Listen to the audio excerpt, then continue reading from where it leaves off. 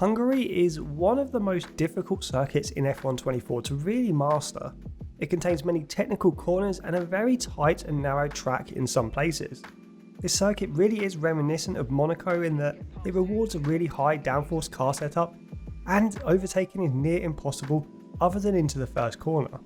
So with such a high downforce car setup required, it's no surprise I've set the front wing aero to 50, and I've set the rear wing to 40.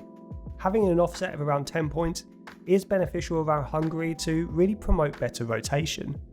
This isn't the case with our Monaco setup, as that circuit is so reliant on rear stability and just having as much downforce as possible.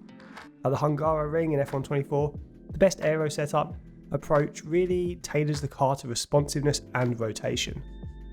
With our transmission setup, we have to focus on not spinning your rear wheels when accelerating from slow speeds. So I've set the on-throttle differential to 55%, which is kind of middling, which provides good drive out of the faster corners, while also managing tyre slip and wheel spin at slower speeds. Then go with 40% off throttle and 60% for the engine braking. You can't really be too aggressive with these values, as the Hungaroring really tests your car's stability. With the geometry setup, I've once again got the camber all the way to the left for the best mechanical grip mid-corner. I've lowered the front toe right down to its minimum and set the rear toe in to 0.05 for a little bit of added stability. The suspension setup is a little bit less stiff than at some other tracks.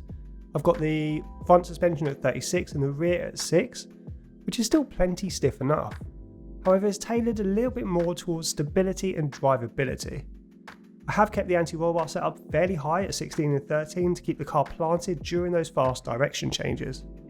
Then I set the ride height to 25 and 55, which is high enough to allow you to attack the tracks and the curbs. You can even really bounce over those high curves at the chicane to try and shorten the corner a little bit. Just be careful not to touch the inside curb at some key corners such as turns 1 and 11, as these can really destabilise your car's balance. Opt for a brake pressure setup of 100% for maximum braking performance and a bias of 54%. Generally, at slower tracks like Monaco and Hungary, a more rearward brake bias is preferred, as it can be easier to lock a tyre at slower speeds. Moving the bias rearwards can just help prevent this a little bit. Then set your tyre pressures to 27 and 27.5 psi at the front, just to help manage tyre wear and temperature, and set the rear pressures to their maximum. We'll try and ensure the rear tyres don't overheat or wear too fast.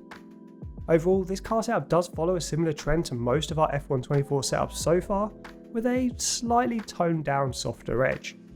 Hungary really is a track where consistency and balance are crucial, so making this setup slightly less aggressive than others can help you maintain control through a longer race distance.